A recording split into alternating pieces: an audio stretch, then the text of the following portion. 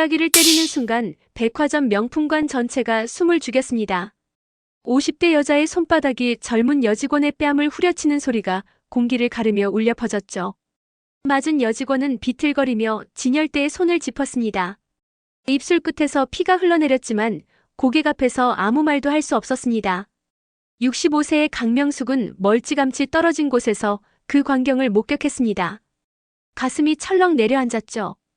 뺨을 맞은 여직원은 다름 아닌 자신의 며느리 이지민이었습니다. 명숙은 우연히 이곳에 들렀습니다.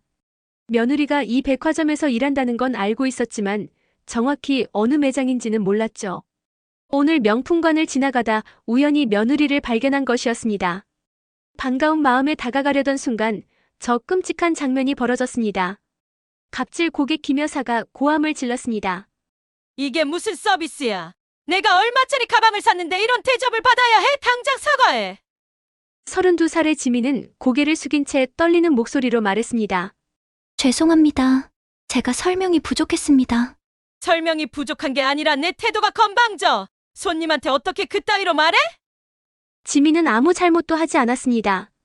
단지 김 여사가 원하는 가방에 재고가 없다고 정중히 설명했을 뿐이었죠. 하지만 김 여사는 그게 마음에 들지 않았습니다. 자존심이 상했던 것입니다. 명숙은 주먹을 꽉 쥐었습니다. 당장 뛰어가서 며느리를 감싸고 싶었지만 발이 떨어지지 않았습니다. 평소 며느리에게 차갑게 대했던 자신이 갑자기 나서면 어색할 것 같았죠. 게다가 며느리가 일하는 모습을 방해하고 싶지도 않았습니다. 그때 백화점 사장 최동철이 나타났습니다. 55살의 그는 허리를 꼬부리며 김 여사에게 다가갔습니다. 고객님, 무슨 일이십니까? 제가 사장 최동철입니다. 이 직원이 손님을 무시하는 거 아니에요? 당장 처벌하세요! 최 사장은 지민을 노려봤습니다. 사과하라는 눈빛이었죠. 고객님께 제대로 사과드려! 무릎 꿇고! 명숙의 눈이 커졌습니다. 무릎을 꿇으라니 사람을 사람으로 보지 않는 처사였습니다. 지민은 눈물을 글썽이며 무릎을 꿇으려 했습니다. 하지만 그 순간 명숙은 더 이상 참을 수 없었습니다. 잠깐만요. 명숙의 목소리가 조용하지만 단호하게 울려 퍼졌습니다. 모든 사람들의 시선이 명숙에게로 향했죠.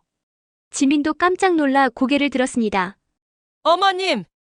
명숙은 천천히 며느리에게 다가갔습니다. 그리고 지민의 손을 잡아 일으켜 세웠습니다. 지민의 뺨은 빨갛게 부어올라 있었고 입가에는 피가 마르지 않은 상태였습니다. 명숙의 가슴이 미어졌습니다.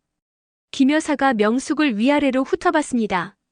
검소한 옷차림의 노인이 감히 자신에게 대드는 것이 믿기지 않았죠. 당신은 누구야? 관계없는 사람은 비켜! 관계없는 사람이 아닙니다. 이 아이의 시어머니입니다.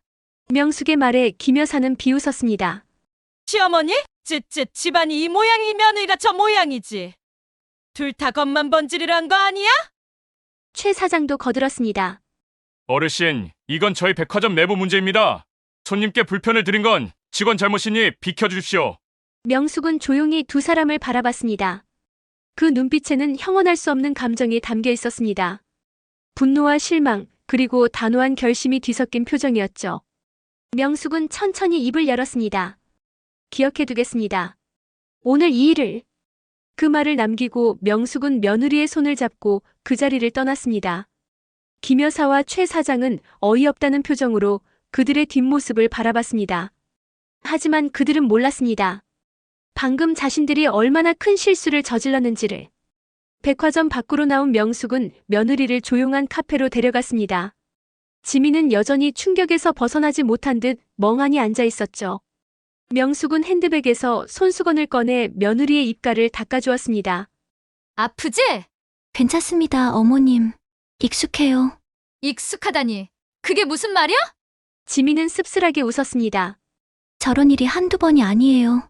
백화점에서 일하면 다 겪는 일이죠. 명숙의 손이 떨렸습니다. 며느리가 얼마나 힘든 시간을 보내왔는지 이제야 깨닫게 된 것입니다. 평소 자신도 며느리에게 차갑게 대했던 기억이 떠올랐습니다. 가난한 집안 출신이라고 대학도 제대로 못 나왔다고 무시했던 자신의 모습이 부끄러웠죠. 강명숙은 결심했습니다. 오늘 본 이 광경을 절대 잊지 않겠다고, 며느리에게 이런 수모를 안긴 사람들에게 반드시 대가를 치르게 하겠다고. 하지만 며느리도 백화점 사람들도 아직 몰랐습니다. 이 검소한 노인의 진짜 정체를, 그리고 앞으로 어떤 일이 벌어질지를. 과연 강명숙은 어떻게 며느리를 괴롭힌 사람들에게 복수할까요? 그리고 그녀가 숨겨온 비밀은 무엇일까요? 영상 시청 전 구독과 좋아요 부탁드립니다. 카페에서 나온 명숙은 며느리와 함께 집으로 향했습니다. 지민은 조퇴를 했지만 얼굴의 상처 때문에 당분간 출근이 어려울 것 같았죠. 차 안에서 명숙은 며느리를 힐끔힐끔 쳐다봤습니다. 이제야 제대로 보이는 며느리의 모습이 안쓰러웠습니다. 이지민은 32살의 젊은 여성이었습니다. 대학을 졸업하지 못했지만 성실하고 근면했죠. 아버지가 일찍 돌아가시고 어머니 혼자 삭바느질로 자식들을 키웠습니다. 지민은 고등학교를 졸업하자마자 백화점에 취직해서 가족을 도왔습니다. 그렇게 5년을 일하다가 35살의 강준혁을 만나 결혼했죠. 준혁은 중소기업 과장으로 착한 성격이었지만 소극적이었습니다. 어머니와 누나들 앞에서는 한마디도 제대로 못하는 사람이었죠. 결혼 후 지민의 고통이 시작되었습니다. 시누이들이 문제였습니다. 38살의 큰 시누이 강민지는 전업주부로 허영심이 강했습니다. 남편이 변호사여서 경제적으로 여유가 있었죠. 36살의 작은 시누이 강수지는 중소기업 대리로 일했지만 언니를 따라 며느리를 무시했습니다. 오빠가 대체 뭘 보고 저런 애랑 결혼했대? 민지가 수지에게 속삭이듯 말했지만 일부러 지민이 들으라고 한 소리였습니다. 그니까요. 대학도 못 나온 주제에 우리 집안에 들어오다니. 두 시누이는 명절 때마다 지민을 괴롭혔습니다. 음식 하나하나에 트집을 잡고 집안일을 모두 떠넘겼죠. 명숙도 그런 딸들을 말리지 않았습니다. 오히려 며느리에게 더 차갑게 대했습니다. 가난한 집안 출신이라는 이유로 무시했던 것입니다. 하지만 지민은 참았습니다. 남편 준혁을 사랑했고 시댁과의 관계를 망치고 싶지 않았죠. 매일 새벽같이 일어나 백화점에 출근하고 퇴근 후에는 시댁 일을 도왔습니다. 자신의 가족에게 돈을 보내는 것도 시누이들에게 들키지 않으려고 몰래 했습니다. 엄마, 지민이가 또 친정에 돈 보냈대요. 어느 날 민지가 명숙에게 고자질했습니다. 시집 온 주제에 아직도 친정 생각이나 하고 있어? 정말 한심하네. 수지도 거들었죠. 명숙은 며느리를 불러 차갑게 말했습니다. 지민 씨, 이제 시집 온 사람이면 시댁을 우선으로 생각해야죠. 친정에 돈 보내는 건 좀 자제하세요. 지민은 고개를 숙인 채 대답했습니다. 죄송합니다, 어머님. 하지만 속으로는 울었습니다. 어머니가 아프셔서 병원비가 필요한데 그것도 보낼 수 없다는 게 너무 괴로웠죠. 남편 준혁에게 하소연했지만 그는 어머니와 누나들 편만 들었습니다. 여보, 엄마 말씀도 일리가 있어. 우리도 애 낳으면 돈 많이 들잖아. 지민은 더 이상 아무 말도 하지 않았습니다. 혼자 모든 걸 감당하기로 했죠. 백화점 일도 힘들었지만 집안에서 받는 스트레스가 더 컸습니다. 그래도 참고 견뎠습니다. 언젠가는 나아질 거라고 믿으며 버텼던 것입니다. 명숙은 차를 몰면서 그동안의 일들을 떠올렸습니다. 며느리가 얼마나 힘들었을지 이제야 조금씩 이해가 되기 시작했습니다. 오늘 백화점에서 본 장면이 며느리의 일상이었다면 얼마나 고통스러웠을까요? 게다가 집에서도 편히 쉬지 못했을 텐데 말입니다. 지민 씨. 명숙이 조심스럽게 입을 열었습니다. 네, 어머님. 그동안 많이 힘들었죠? 지민은 깜짝 놀라 명숙을 쳐다봤습니다. 시어머니가 이런 말을 할 거라고는 상상도 못했죠. 눈물이 핑 돌았지만 꾹 참았습니다. 아닙니다. 괜찮습니다. 거짓말하지 마세요. 다 보였어요. 명숙의 목소리가 떨렸습니다. 자신도 모르게 감정이 북받쳐 올랐죠. 그동안 며느리에게 했던 차가운 말들이 후회되었습니다. 집에 도착하자 현관문이 열리며 민지와 수지가 나왔습니다. 며느리가 조퇴했다는 소식을 듣고 찾아온 것이었죠. 하지만 걱정하러 온 게 아니었습니다. 어머, 지민아. 손님한테 맞았다며? 창피하게. 민지가 비웃듯 말했습니다. 맞을 짓을 했으니까 맞은 거 아니야? 서비스 정신이 없는 거지. 수지도 거들었죠. 명숙은 두 딸의 말을 듣고 깜짝 놀랐습니다. 자기 딸들이 이렇게까지 매정한 사람들이었나 싶었죠. 그만하세요, 둘 다. 명숙의 목소리에는 단호함이 담겨 있었습니다. 민지와 수지는 어머니의 달라진 태도에 의아해했죠. 엄마 왜 그러세요? 며느리 편을 들어요? 편을 드는 게 아니라 잘못된 걸 바로잡는 겁니다. 당신들은 자리를 피해주세요. 명숙의 단호한 명령에 두 딸은 어쩔 수 없이 집을 나섰습니다. 하지만 불만이 가득한 얼굴이었죠. 명숙은 며느리를 안방으로 데려가 약을 발라주었습니다. 지민은 여전히 어리둥절한 표정이었습니다. 시어머니가 갑자기 왜 이러는지 이해할 수 없었죠. 어머님, 제가 무슨 잘못이라도 했습니까? 아니에요. 잘못한 건 나입니다. 명숙은 조용히 며느리의 손을 잡았습니다. 그리고 결심했습니다. 이제부터는 며느리를 제대로 보살피겠다고, 며느리를 괴롭힌 모든 사람들에게 대가를 치르게 하겠다고. 하지만 그 방법은 아직 아무에게도 말하지 않았습니다. 그날 밤 명숙은 서재에 홀로 앉아 있었습니다. 오래된 서류함을 꺼내 펼쳤죠. 먼지가 풀풀 날렸지만 개의치 않았습니다. 서류함 안에는 30년 전의 기억들이 고스란히 담겨 있었습니다. 강명숙은 사실 평범한 노인이 아니었습니다. 30년 전까지만 해도 강산업그룹의 회장이었죠. 건설업으로 시작해서 유통업까지 확장한 중견기업이었습니다. 전국에 50여 개의 백화점과 쇼핑몰을 소유하고 있었습니다. 당시 명숙의 재산은 수천억 원에 달했죠. 하지만 명숙은 60살에 은퇴를 결심했습니다. 건강이 나빠졌고 사업보다 가족이 중요하다고 생각했죠. 회사를 전문 경영인에게 맡기고 자신은 뒤로 물러났습니다. 대신 한 가지 조건을 걸었습니다. 자신이 살아있는 동안 회장이었다는 사실을 비밀로 해달라고요. 이유가 있었습니다. 자식들이 돈에 의지해서 살지 않기를 바랐던 것입니다. 스스로 노력해서 성공하는 사람이 되길 원했죠. 그래서 검소하게 살면서 평범한 어머니인 척 연기했습니다. 자식들은 어머니가 남편의 보험금과 연금으로 근근히 산다고 생각했습니다. 민지와 수지, 그리고 준혁도 어머니의 진짜 정체를 전혀 몰랐습니다. 명숙은 완벽하게 비밀을 지켰죠. 가끔 변호사 박진수가 찾아와 사업 보고를 했지만 자식들 몰래 만났습니다. 강산업은 여전히 승승장구하고 있었고 명숙의 재산은 오히려 더 불어났습니다. 명숙은 서류함에서 한 장의 명함을 꺼냈습니다. 강산업 법무팀 박진수 변호사의 명함이었죠. 60대 초반의 박 변호사는 명숙의 오른팔이었습니다. 30년 동안 그녀의 비밀을 지켜온 충직한 사람이었습니다. 명숙은 휴대전화를 꺼내 전화를 걸었습니다. 몇 번의 신호음 후 박 변호사가 받았죠. 회장님, 밤늦게 무슨 일이십니까? 박 변호사, 내일 오전에 만납시다. 긴급한 일이 생겼어요. 알겠습니다. 사무실로 오시겠습니까? 아니요, 강남 S백화점 앞 카페로 오세요.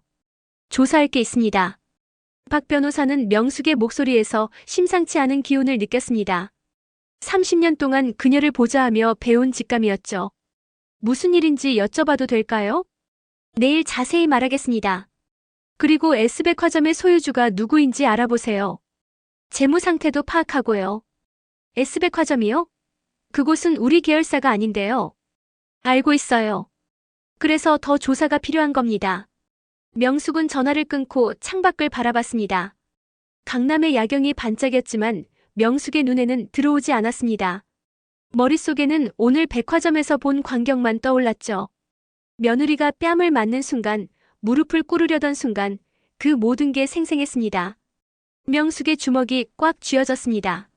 자신이 직접 나서야 할 때가 온 것입니다. 다음 날 오전 명숙은 약속 장소로 나갔습니다. 박 변호사는 이미 도착해 있었죠. 62세의 그는 단정한 정장 차림이었습니다. 명숙이 자리에 앉자 박 변호사가 서류 봉투를 건넸습니다. 밤새 조사했습니다. S백화점은 현재 최동철 사장 개인 소유입니다. 재무 상태는 그리 좋지 않습니다.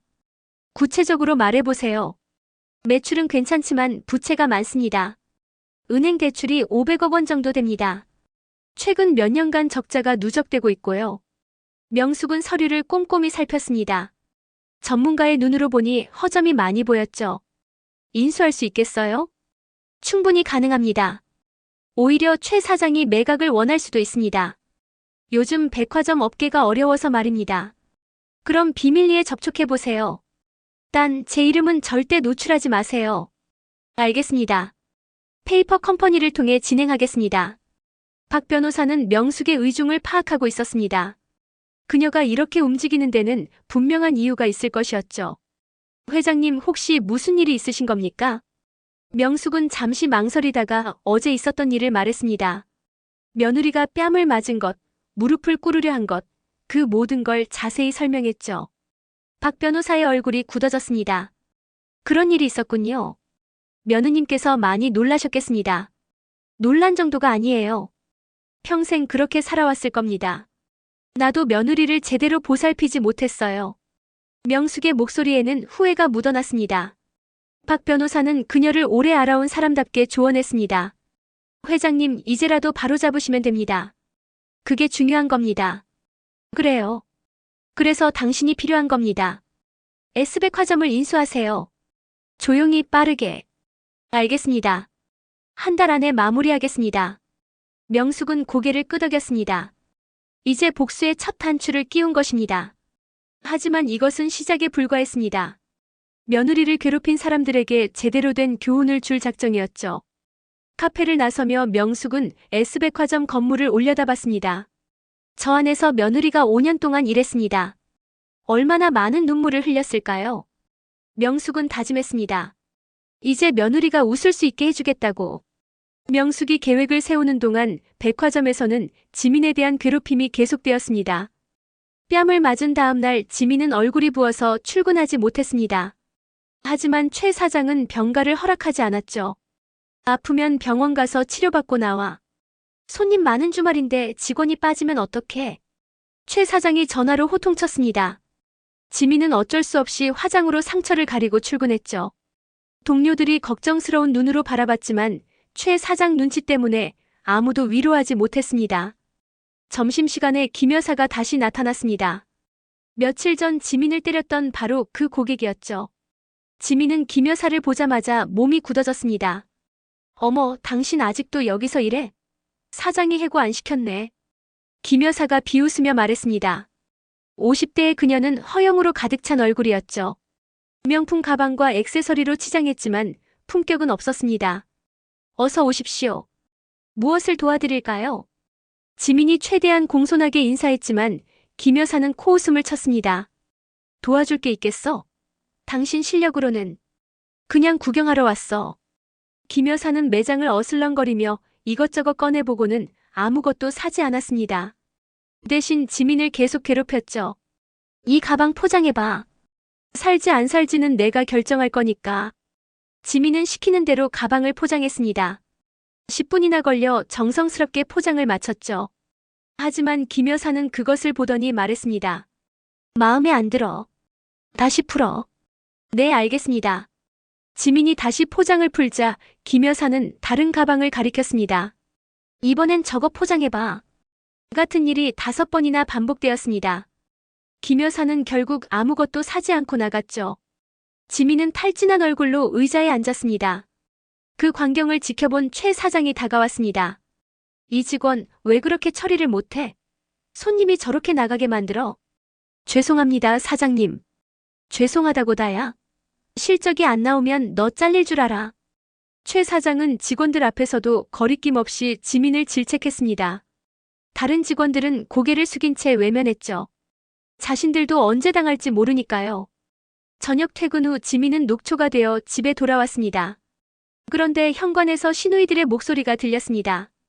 또 무슨 일일까 싶어 들어가자 민지와 수지가 거실에 앉아 있었죠. 어머, 우리 며느리 왔네. 얼굴에 화장 떡칠했네. 민지가 비꼬듯 말했습니다. 상처 가리려고 한 거겠죠. 창피하니까. 수지도 거들었죠. 지민은 아무 대꾸 없이 방으로 들어가려 했습니다. 하지만 민지가 막아섰습니다. 야, 우리 무시하는 거야? 인사는? 안녕하세요, 언니들. 언니는 무슨 언니야? 형님이라고 해야지. 죄송합니다, 형님들. 지민의 목소리는 지쳐 있었습니다. 하지만 두 시누이는 개의치 않았죠. 우리 오빠한테 잘해줘.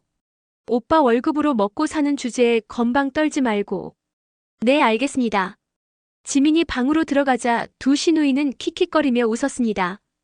그 소리가 지민의 귀에 생생히 들렸죠. 방에 들어온 지민은 침대에 쓰러졌습니다. 눈물이 나올 것 같았지만 참았습니다.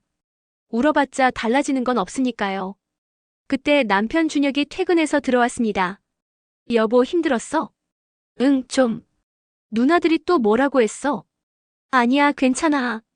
지민은 남편에게도 하소연하지 않았습니다. 해봤자 도움이 안 된다는 걸 알았으니까요.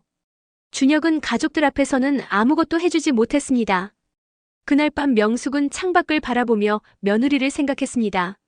오늘도 힘든 하루를 보냈을 며느리가 안쓰러웠죠. 더 이상 지켜만 볼 수 없었습니다. 박 변호사에게 전화를 걸었습니다. 박 변호사, 진행 상황이 어떻습니까? 순조롭습니다. 최 사장이 매각 의사가 있다고 합니다. 자금 압박이 심한 모양입니다. 좋아요. 최대한 빨리 마무리하세요. 한 달도 기다릴 수 없어요. 알겠습니다. 2주일 안에 계약서를 쓰도록 하겠습니다. 명숙은 전화를 끊고 결심을 다졌습니다. 며느리를 괴롭힌 모든 사람들에게 대가를 치르게 할 것입니다. 최 사장도 김 여사도 그리고 자신의 딸들까지도 말이죠. 이제 곧 그들의 진짜 얼굴이 드러날 것입니다. 이 주일이 빠르게 지나갔습니다. 그동안 박 변호사는 쉬지 않고 움직였죠. 최 사장과의 협상은 생각보다 순조로웠습니다. 최 사장은 백화점 경영이 어려워지자 팔고 싶어 안달이었으니까요. 조건이 괜찮으시다면 바로 계약하고 싶습니다. 최 사장이 조급하게 말했습니다. 55살의 그는 사업 실패로 초췌해져 있었죠. 하지만 여전히 직원들에게는 갑질하는 태도를 버리지 못했습니다. 알겠습니다. 우리 투자자분이 검토 후 연락드리겠습니다. 박 변호사는 최 사장의 조급함을 이용했습니다. 가격을 깎을 수 있는 좋은 기회였죠. 며칠 후 재협상에서 100억 원을 깎는 데 성공했습니다. 최 사장님, 우리 투자자께서 최종 결정하셨습니다. 이 조건으로 인수하겠습니다. 감사합니다. 정말 감사합니다. 최 사장은 안도의 한숨을 쉬었습니다. 빚에서 벗어날 수 있다는 생각에 기뻐했죠. 하지만 그는 몰랐습니다. 인수자가 누구인지 그리고 왜 인수하는지를 말입니다. 계약일 전날 밤 명숙은 서재에서 서류를 검토했습니다. S백화점의 모든 정보가 담긴 두꺼운 파일이었죠. 직원 명단, 재무 상태, 고객 데이터까지 세세하게 살펴봤습니다. 며느리가 5년 동안 일한 곳이구나. 명숙은 지민의 인사 기록을 찾아봤습니다. 한 번도 지각한 적 없고 고객 만족도가 높았습니다. 성실한 직원이었죠. 그런데 평가는 항상 낮았습니다. 최 사장이 일부러 낮게 준 것이었습니다. 이런 식으로 괴롭혔구나. 명숙의 분노가 치솟았습니다. 며느리가 얼마나 억울했을까요? 열심히 일했는데 인정받지 못하고 오히려 무시당했을 생각을 하니 가슴이 아팠습니다. 다음 날 아침 계약이 체결되었습니다. S백화점은 이제 강명숙의 소유가 되었죠. 하지만 최 사장은 여전히 실소유주가 누구인지 몰랐습니다. 페이퍼 컴퍼니를 통해 거래했으니까요. 축하드립니다, 회장님. 이제 S백화점은 회장님 것입니다. 박 변호사가 서류를 건네며 말했습니다. 고생했어요, 박 변호사. 이제 두 번째 단계로 넘어갑시다. 두 번째 단계라면? 김 여사에 대한 조사입니다. 그 여자가 누군지, 어떻게 사는지 알아보세요. 박 변호사는 고개를 끄덕였습니다. 며칠 후 김 여사에 대한 조사 결과가 나왔습니다. 50세의 김 여사는 남편이 작은 무역회사를 운영하고 있었습니다. 하지만 최근 회사 경영이 어려워져서 은행 대출을 많이 받은 상태였죠. 빚이 얼마나 됩니까? 30억 원 정도입니다. 주거래 은행은 신한은행이고요. 명숙은 미소를 지었습니다. 약점을 찾은 것입니다. 신한은행 지점장과 연결해주세요. 제가 직접 통화하겠습니다. 박 변호사는 명숙의 의도를 파악했습니다. 그녀는 단순히 복수하는 것이 아니라 교훈을 주려는 것이었죠. 며칠 후 명숙은 은행 지점장을 만났습니다. 김 여사 남편 회사에 대출 건으로 왔습니다. 아, 그거는 연체가 심해서 회수를 검토 중입니다. 제가 대신 인수하고 싶습니다. 담보물까지 모두 넘겨받는 조건으로요. 지점장은 놀란 표정을 지었습니다. 30억 원이라는 큰 돈을 현금으로 인수하겠다는 제안이었으니까요. 정말이십니까? 그렇다면 저희로서는 감사한 일이죠. 대신 조건이 있습니다. 김 여사에게는 제 이름을 알리지 마세요. 나중에 제가 직접 밝히겠습니다. 알겠습니다. 이렇게 해서 김 여사의 약점도 손에 넣었습니다. 명숙은 차근차근 계획을 진행했습니다. 다음은 딸들 차례였죠. 명숙은 민지와 수지를 집으로 불렀습니다. 두 딸은 어머니가 왜 부르는지 몰라 어리둥절해했습니다. 엄마, 무슨 일이세요? 민지가 물었습니다. 너희에게 할 말이 있어서요. 앉으세요. 명숙의 목소리는 차분했지만 단호했습니다. 두 딸은 긴장한 표정으로 소파에 앉았죠. 너희는 지민이를 어떻게 생각하니? 지민이요? 그냥 오빠 아내잖아요. 수지가 대수롭지 않게 대답했습니다. 가족으로 생각하니 아니면 하인으로 생각하니? 명숙의 질문에 두 딸은 당황했습니다. 엄마, 그게 무슨 말씀이세요? 너희가 지민이한테 어떻게 대했는지 다 알아요. 며느리가 아니라 하인 부리듯 했지. 민지와 수지는 얼굴이 빨개졌습니다. 하지만 시인하지 않았죠. 너희가 반성할 때까지 기다리겠어요. 하지만 기억해두세요. 이제 상황이 달라진다는 걸. 명숙의 의미심장한 말에 두 딸은 고개를 갸웃거렸습니다. 어머니가 무슨 뜻으로 하는 말인지 이해할 수 없었죠. 하지만 곧 알게 될 것입니다. 그들이 얼마나 큰 실수를 했는지 말입니다. 인수 완료 일주일 후 명숙은 마침내 움직였습니다. S백화점에 새로운 공지가 붙었죠. 전 직원 회의가 있으니 오전 10시에 대강당으로 모이라는 내용이었습니다. 직원들은 수군거렸습니다. 백화점이 팔렸다는 소문은 들었지만 새 주인이 누구인지는 아무도 몰랐죠. 지민도 긴장한 표정으로 대강당으로 향했습니다. 최 사장은 연단에 서서 직원들을 바라봤습니다. 백화점을 팔았지만 여전히 자신이 경영한다고 생각했죠. 새 주인이 경영은 자신에게 맡기기로 했으니까요. 자, 모두 조용히 하세요. 오늘 중요한 발표가 있습니다. 최 사장이 마이크를 잡고 말했습니다. 우리 백화점에 새로운 투자자가 들어왔습니다. 하지만 경영은 제가 계속 맡을 예정이니 걱정하지 마세요. 그때 대강당 문이 열렸습니다.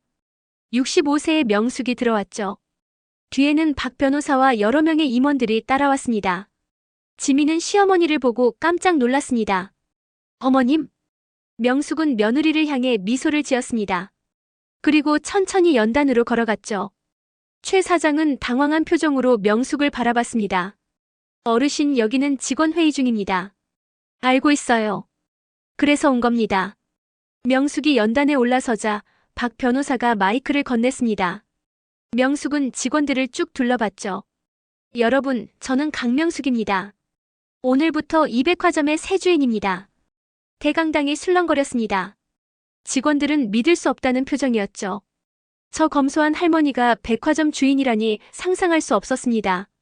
잠깐만요, 투자자는 해외 회사라고 들었는데요. 최 사장이 항의했습니다. 페이퍼 컴퍼니를 통했을 뿐입니다. 실소유주는 저입니다. 박 변호사가 서류를 꺼내 보여줬습니다. 명숙의 이름이 적힌 소유권 증서였죠. 최 사장은 얼굴이 새하얗게 질렸습니다. 그리고 제 진짜 정체를 밝히겠습니다. 저는 강산업그룹의 창업주이자 회장입니다. 이번에는 더 큰 술렁임이 일었습니다. 강산업은 업계에서 유명한 기업이었으니까요. 지민도 입을 다물지 못했습니다. 시어머니가 재벌이었다니 꿈만 같았죠. 강산업이라면 전국의 쇼핑몰을 소유한 그 회사 말입니까? 한 직원이 물었습니다. 맞습니다. 30년 전에 제가 창업했고 60살에 은퇴했습니다. 하지만 여전히 최대 주주입니다. 명숙의 말에 최 사장은 다리에 힘이 풀렸습니다. 자신이 얼마나 큰 실수를 저질렀는지 깨달은 것이죠. 이제 경영진 인사를 발표하겠습니다. 최동철 사장은 오늘부로 해임합니다. 뭐라고요? 최 사장이 소리쳤습니다. 당신은 직원들을 학대했습니다. 특히 제 며느리를 괴롭혔죠. 그런 사람에게 경영을 맡길 수 없습니다. 명숙은 지민을 가리켰습니다. 모든 시선이 지민에게 쏠렸죠. 지민은 얼굴이 빨개졌습니다. 이 직원은 제 며느리 이지민입니다. 5년 동안 성실하게 일했지만 정당한 평가를 받지 못했습니다. 직원들은 놀라움을 감추지 못했습니다. 평소 무시당하던 지민이 회장님 며느리였다니 충격적이었죠. 오늘부터 이지민 씨는 명품관 팀장으로 승진합니다. 그리고 부당하게 받았던 평가는 모두 정정하겠습니다. 지민은 눈물이 핑 돌았습니다. 5년 동안 참고 견뎠던 시간들이 보상받는 순간이었죠. 명숙은 계속해서 말했습니다. 이 백화점은 앞으로 달라질 것입니다. 직원을 존중하고 고객을 제대로 모시는 곳으로 만들겠습니다. 그때 대강당 뒤쪽에서 소란이 일었습니다. 김 여사가 들어온 것이었죠. 그녀는 명숙을 보고 비웃었습니다. 어머, 이게 누구야? 며칠 전에 본 그 할머니 아니야? 김 여사는 명숙이 백화점 주인이라는 사실을 몰랐습니다. 그냥 쇼핑하러 온 것이었죠. 당신 여기서 뭐해? 직원 회의인데 관계없는 사람은 나가. 명숙은 김 여사를 조용히 바라봤습니다. 그리고 천천히 입을 열었죠. 김 여사님, 제가 이 백화점 주인입니다. 그리고 당신한테 할 말이 있습니다. 김 여사의 얼굴에서 웃음이 사라졌습니다. 상황을 파악하기 시작한 것이죠. 며칠 전 당신은 제 며느리를 때렸습니다. 정당한 이유도 없이 말입니다. 그건 직원이 잘못해서. 잘못한 건 당신입니다. 이제 대가를 치를 시간입니다. 명숙은 박 변호사에게 고개를 끄덕였습니다.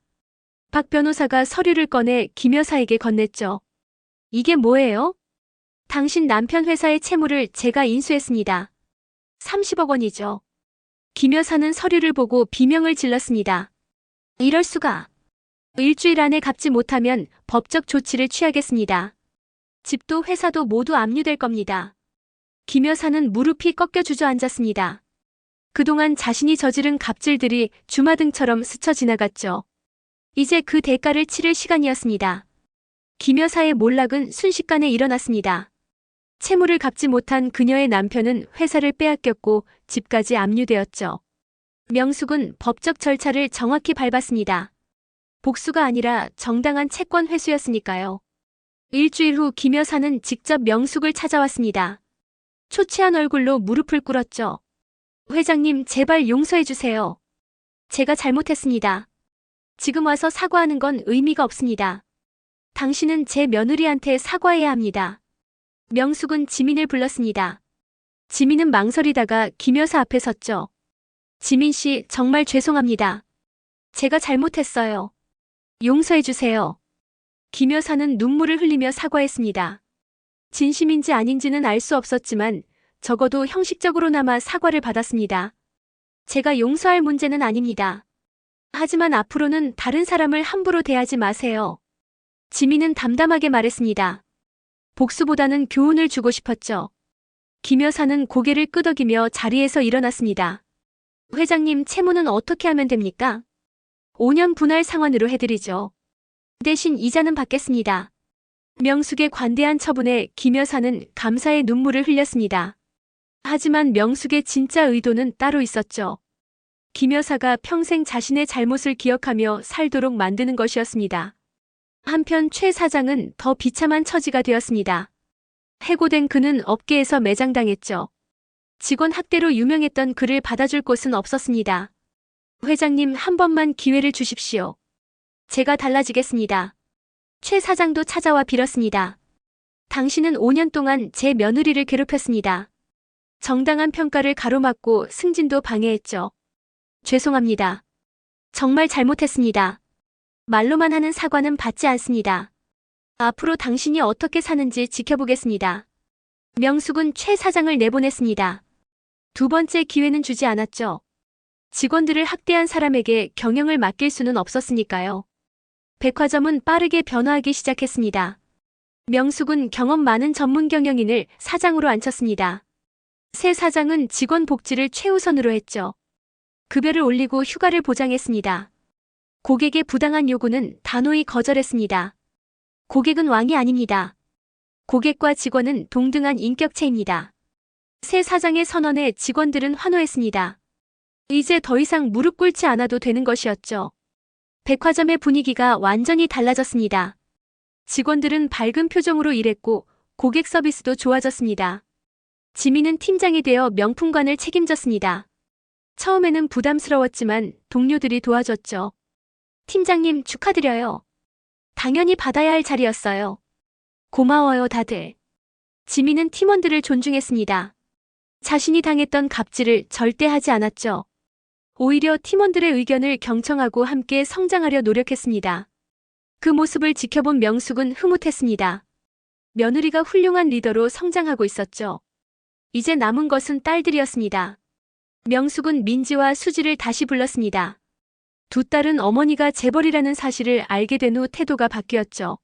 엄마, 왜 우리한테 말씀 안 하셨어요? 민지가 불만스럽게 물었습니다. 당신들이 돈에 의지하지 않고 스스로 살기를 바랐어요. 그런데 결과가 어땠나요? 명숙의 날카로운 질문에 두 딸은 입을 다물었습니다. 당신들은 며느리를 하인처럼 부렸습니다. 가족이 아니라 무시해도 되는 존재로 봤죠. 그건 지민이가 대학도 못 나와서. 학벌이 사람의 가치를 결정합니까? 지민이는 당신들보다 훨씬 성실하고 근면합니다. 명숙의 단호한 말에 두 딸은 고개를 숙였습니다. 앞으로는 지민이를 진짜 가족으로 대하세요. 그렇지 않으면 당신들도 제 자식으로 인정하지 않겠습니다. 강력한 경고였습니다. 두 딸은 떨리는 목소리로 대답했죠. 알겠습니다, 엄마. 명숙은 딸들을 내보낸 후 깊은 한숨을 쉬었습니다. 자식 교육을 제대로 못한 자신의 책임도 컸습니다. 하지만 이제라도 바로잡으면 되는 것이었죠. 석 달이 흘렀습니다. S백화점은 완전히 새로운 모습으로 거듭났죠. 직원 만족도가 올라가자 고객 만족도도 따라 올랐습니다. 매출은 이전보다 30%나 증가했습니다. 지민은 팀장으로서 인정받았습니다. 회사에서 주는 우수 직원상도 받았죠. 시상식에 명숙도 참석했습니다. 며느리가 상을 받는 모습을 보니 뿌듯했습니다. 축하합니다, 팀장님. 동료들이 박수를 보냈습니다. 지민은 소감을 발표하며 명숙을 바라봤죠. 이 자리에 오기까지 많은 분들의 도움이 있었습니다. 특히 어머님께 감사드립니다. 명숙은 미소를 지었습니다. 며느리의 눈에서 더 이상 두려움이 보이지 않았습니다. 당당하고 자신감 넘치는 모습이었죠. 시상식이 끝난 후 가족들이 모두 모였습니다. 준혁은 아내를 자랑스럽게 바라봤고 민지와 수지도 진심으로 축하했습니다. 지민아, 축하해. 정말 대단해. 민지가 며느리를 안았습니다. 예전과는 완전히 다른 태도였죠. 언니, 아니 형님이라고 불러야죠. 지민이 장난스럽게 말하자 민지는 손을 저었습니다. 이제 편하게 언니라고 불러. 우리 진짜 가족이잖아. 수지도 고개를 끄덕였습니다. 맞아, 지민아. 그동안 미안했어. 우리가 너무 못되게 굴었지. 진심 어린 사과였습니다. 지민은 눈물을 글썽이며 두 시누이를 안았죠. 이제야 진짜 가족이 된 기분이었습니다. 저녁 식사 자리에서 명숙이 발표했습니다. 여러분, 제가 결정한 게 있습니다. 강산업 그룹의 경영권을 지민이에게 물려주겠습니다. 모두가 깜짝 놀랐습니다. 특히 민지와 수지는 믿을 수 없다는 표정이었죠. 엄마, 그게 무슨 말씀이세요? 우리도 있는데. 당신들은 이미 충분히 받았습니다. 지민이는 그동안 고생만 했죠. 이제 제대로 인정받을 때가 됐습니다. 명숙의 결정은 확고했습니다. 물론 딸들에게도 몫은 있었지만 경영권은 지민에게 주기로 한 것입니다. 하지만 저는 경영을 배운 적이 없어요. 지민이 당황해하자 명숙이 손을 잡았습니다. 배우면 됩니다. 당신은 충분히 할 수 있어요. 게다가 제가 5년 동안 가르쳐 줄 겁니다. 명숙은 향후 5년 계획을 설명했습니다. 지민을 체계적으로 교육시켜 진짜 경영자로 만들겠다는 것이었죠. 민지와 수지는 처음엔 불만스러웠지만 곧 받아들였습니다. 어머니의 결정이 옳다는 걸 알았으니까요. 지민아, 힘내. 우리가 도와줄게. 민지가 며느리를 격려했습니다. 이제는 진심이었죠. 시간이 더 흘러 1년이 지났습니다. 지민은 경영대학원에 다니며 공부했습니다.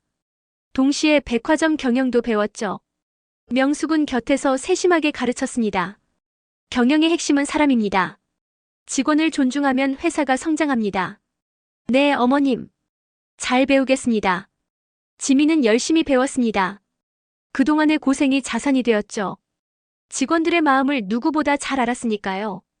어느 날 명숙은 며느리와 단둘이 차를 마시며 말했습니다. 지민 씨, 그동안 미안했어요. 제가 당신을 제대로 보지 못했습니다. 아닙니다, 어머님. 오히려 감사합니다. 어머님 덕분에 제가 이렇게 성장할 수 있었어요. 앞으로도 힘든 일이 많을 겁니다. 하지만 포기하지 마세요. 네, 꼭 해내겠습니다. 두 사람은 서로를 바라보며 미소 지었습니다. 진짜 모녀가 된 순간이었죠. 몇 년 후 지민은 강산업그룹의 부회장이 되었습니다. 명숙은 회장직을 유지하며 지민을 보좌했죠. 두 사람의 호흡은 완벽했습니다. 회사는 더욱 성장했고 직원들의 만족도도 높아졌습니다. 김 여사는 채무를 성실히 갚으며 살았습니다. 작은 식당을 운영하며 겸손하게 살아가는 법을 배웠죠. 가끔 지민을 만나면 고개를 숙이며 감사 인사를 했습니다. 최 사장은 작은 회사에 취직해서 평사원으로 일했습니다. 과거의 갑질이 부끄러웠죠. 이제는 후배들을 존중하며 일하는 법을 배웠습니다. 어느 가을날 명숙은 가족들을 모두 모았습니다. 백화점 옥상 정원에서 작은 파티를 열었죠. 오늘 이렇게 모인 이유가 있습니다. 여러분께 감사하다고 말하고 싶어서요. 명숙의 말에 가족들이 귀를 기울였습니다. 특히 지민이에게 미안하고 고마워요. 그동안 힘들게 한 것도, 이제 이렇게 훌륭하게 성장한 것도 모두 당신 덕분입니다. 지민은 눈물을 흘렸습니다. 행복의 눈물이었죠. 가족이란 서로를 존중하고 사랑하는 것입니다. 학벌도 재산도 중요하지 않아요. 진심이 중요합니다. 명숙의 말에 모두가 고개를 끄덕였습니다. 민지와 수지는 지민의 손을 잡았고 준혁은 아내를 껴안았죠. 진짜 가족의 모습이었습니다. 해가 지는 하늘을 바라보며 명숙은 생각했습니다. 인생에서 가장 중요한 것은 사람이라고. 돈도 지위도 결국 사람을 위한 것이라고. 그리고 진심으로 대하면 모든 것이 돌아온다고 말입니다. 오늘 이야기 어떠셨나요? 사람을 함부로 대하면 언젠가 그 대가를 치르게 됩니다. 하지만 진심으로 대하면 언젠가 그 따뜻함이 돌아옵니다. 여러분도 주변 사람들을 소중히 대하시길 바랍니다. 오늘도 영상 시청해주셔서 감사드리고 구독과 좋아요, 알림 설정 부탁드립니다. 여러분의 소중한 댓글 하나하나가 정말 큰 힘이 됩니다.